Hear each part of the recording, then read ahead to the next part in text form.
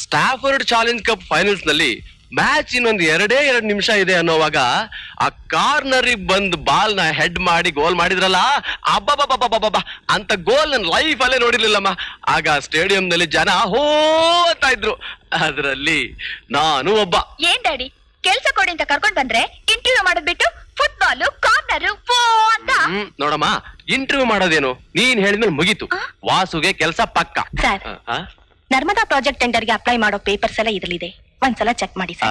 ಅಂದ್ಹಾಗೆ ಲತಾ, ಸರ್? ಈ ಪ್ರಾಜೆಕ್ಟ್ ಗೆ ಇವರೇ ಮ್ಯಾನೇಜರ್, ಮಿಸ್ಟರ್ ವಾಸುದೇವ ಶಾಸ್ತ್ರಿ. ನಮಸ್ಕಾರ. ಹಲೋ, ಇರ್ಲಿ. ಫೈಲ್ ಕೊಡಕ್ ಮುಂಚೆ 1 ತಿಂಗಳು ಅಡ್ವಾನ್ಸ್ ಕೊಟ್ಟು ಕನ್ಫರ್ಮ್ ಮಾಡಿ. Okay, granted. ಅಡ್ವಾನ್ಸ್ ಬೇರೆ. ನಮಸ್ಕಾರ ಸರ್. ಅಯ್ಯೋ, thank you sir, thank you very much.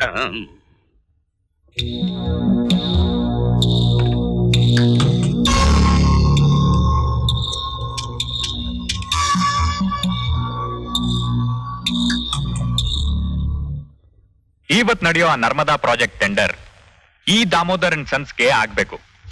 ಯಾವುದೇ ಕಾರಣಕ್ಕೂ ಆ ಸ್ಯಾಮ್ಸನ್ ಅಂಡ್ ಸ್ಯಾಮ್ಸನ್ ಕಂಪ್ನಿಗೆ ಆಗ್ಕೂಡ್ದು. ಒಂದು ಸಲ ನನಗೆ ಆ ಕೆಲಸ ಒಪ್ಪಿಸಿದ ಮೇಲೆ ನೀವು ಚಿಂತೆ ಮಾಡಬಾರ್ದು ಚಿಕ್ಕಪ್ಪ. ಆ ಸ್ಯಾಮ್ಸನ್ ಬದುಕಿರೋವರೆಗೂ ನನಗೆ ಚಿಂತೆ ತಪ್ಪಿದ್ದಲ್ಲ. ಅದಕ್ಕೂ ಒಂದ್ ದಾರಿ ಮಾಡ್ತಾನೆ ಈ ಶಿವಲಿಂಗ. ಗೀತಾ, ಗೀತಾ, ಗೀತಾ, ಏನಣ್ಣ ಸರ್ಪ್ರೈಸ್ ಆಗಿಲ್ಲ? ಎಲ್ಲಿ ನಿಮ್ಮಮ್ಮ? ಹೊರಗಡೆ ಇದ್ದಾರೆ. ಕೂತ್ಕೊಡೆ, ಈ ಕಡೆ ಒಂದು ಕೂತ್ಕೊಡೆ. ಕಂಗ್ರಾಚುಲೇಷನ್ಸ್ ಹೇಳಿ. ಯಾಕೋ ಹಾಕೊಳ್ತಾ ಇದೀಯಾ? ಅಮ್ಮ, ಆಶೀರ್ವಾದ ಮಾಡು. ಯಾಕೋ? ಆಶೀರ್ವಾದ ಮಾಡು. ದೇವ್ರು ನಿನ್ನ ಚೆನ್ನಾಗಿಟ್ಟಿರ್ಲಿ. ಎಲ್ಲಿ ನಿಮ್ಮ ಯಜಮಾನ್ರು? ಹೊರಗಡೆ ಇದ್ದಾರೆ. ಒಳಗಿದ್ರೆ ನನಗೇನು ಭಯ? ಏನೇನು ಬಾಗಲ ನಿಂತು ಪಡ್ಕೋತಿದ್ದಾನೆ. ಯೋ ಫಾದರ್, ಇಷ್ಟು ದಿವಸ ನನ್ನನ್ನ ಏನಂತ ಕರಿತಿದ್ರಿ? ದಂಡಪಿಂಡ ದಂಡಪಿಂಡ ಅಂತ ಕರಿತಿದ್ರಿ. ಈಗ ನಾನು ಯಾರು ಗೊತ್ತಾ? Samson company project manager. Geeta, Samsung company project manager.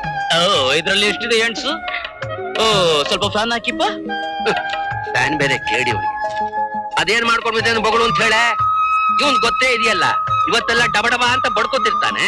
ನಾಳೆ ದಿವಸ ಏನಿರುತ್ತೆ? ಏನಿರಲ್ಲ. ಫಾದರ್, ಅದೆಲ್ಲ ನಿನ್ನೆವರೆಗೂ.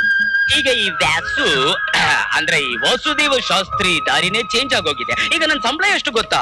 ನೀವು ಇಡೀ ತಿಂಗಳು ಬೆವರು ಸುರಿಸಿ ಸಂಪಾದನೆ ಮಾಡಿದ್ರು ನಿಮಗೆ ಸಿಕ್ಕೋದು 1500 ರೂಪಾಯಿ. ಆದ್ರೆ ನನಗೆ ಅಡ್ವಾನ್ಸ್ ಆಗಿ ಸಿಕ್ಕಿರೋದೇ 3000 ರುಪೀಸ್. ಅಂದ್ರೆ ನಿಮ್ ಸಂಬಳಕ್ಕಿಂತ ನನ್ನ ಸಂಬಳ ಡಬಲ್. ಅದರಲ್ಲಿ 2000 ರೂಪಾಯಿಗೆ ಬಟ್ಟೆ ಬರೆ ತಂದಿದ್ದೀನಿ, ನಿಮಗೊಂದು ಶರ್ಟ್ ಪಂಚೆ ತಂದಿದ್ದೀನಿ. No problem. ಗೀತು, ಅಣ್ಣ, ಈಗ ಬ್ಯಾಲೆನ್ಸ್ ಎಷ್ಟಿದೆ? 1000 ರೂಪಾಯಿ. ಕೊಡೆ ಅಮ್ಮನ ಕೈ. ಅಬ್ಬ, ಬೆಳಿಗ್ಗೆ 6 ಗಂಟೆಗೆ ನನ್ಗೆ ಅಲಾರ್ಮ್ ಕೊಡು, 7 ಗಂಟೆಗೆ ತಿಂಡಿ ಕೊಡು, ನಾನು ಕೆಲ್ಸಕ್ ಹೋಗೋನು. ಶಿನ್ನು ಫ್ಯಾನ್ ಹಾಕಿಲ್ವಾ? ರೂಮ್ ನ AC ಮಾಡ್ಕೋತೀನಿ. ಬಾಯ್. ಹೋಗಿ ಗೀತಾ, ನಿಮ್ಮಣ್ಣ ಒಂದ್ ಲೋಟ ಶರ್ಬತ್ ಮಾಡ್ಕೊಡೆ. ನೋಡಿದ್ರೇನ್ರಿ, ನನ್ ಮಗನ್ನ ಕೆಲ್ಸಕ್ ಬಾರ್ದವನು ಅಂತಿದ್ರಲ್ಲ, ಈಗೇನ್ ಹೇಳ್ತೀರಾ?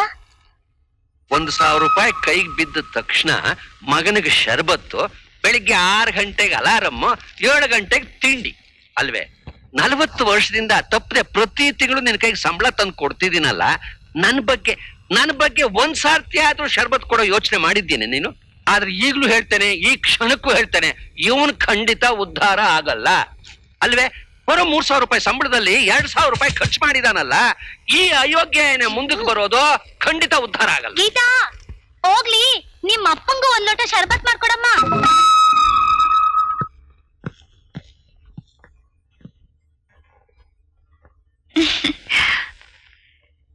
ಲಿಫ್ಟ್ ಅಲ್ಲಿ ಲವ್ ಮಾಡ್ಕೊಂಡು ಯಾರಾದ್ರೂ ಮೇಲ್ಗಡೆ ಹೋಗ್ತಿದಾರೆ ಏನೋ.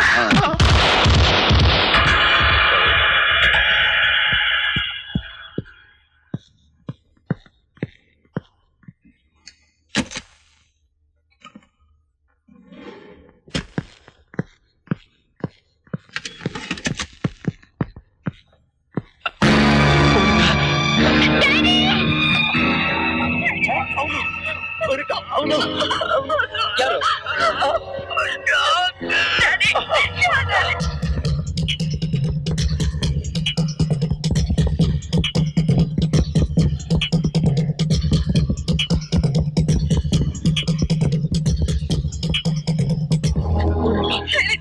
ನಾನು ಹೇಳಿದ್ದನ್ನ ಮರಿಬೇಡ.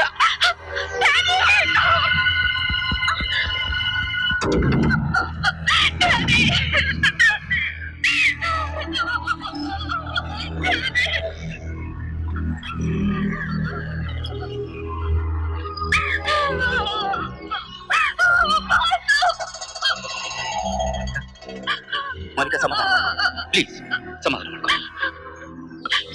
ನೋಡು, ಸಾಯಿ ಮುಂಚೆ ನಿನ್ ತಂದೆ ಏನು ಹೇಳಿಲ್ವಾ? ಕೊಲೆ ಮಾಡಿದವ್ರು ಯಾರು ಅಂತಾನೆ ಹೇಳಿಲ್ವಾ? ಏನು ಹೇಳಿಲ್ವಾ?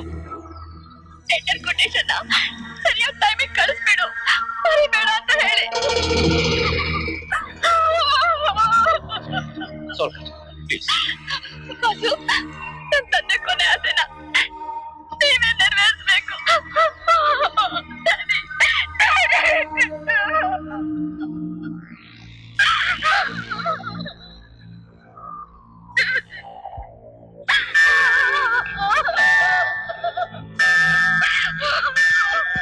ನಮ್ಮ ಹೊಸ ಮ್ಯಾನೇಜರ್ ವಾಸು ಇದಾರಲ್ಲ, ಅವ್ರು ಟೆಂಡರ್ ತಗೊಂಡು ಹೊರಟಿದ್ದಾರೆ. Follow him.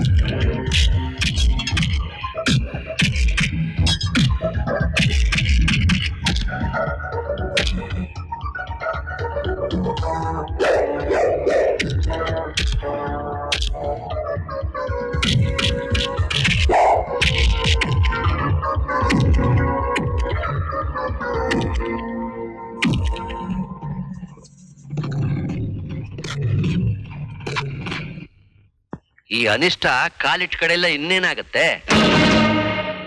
ಮುಟ್ಟಿದ್ದೆಲ್ಲ ಹಾಳೆ.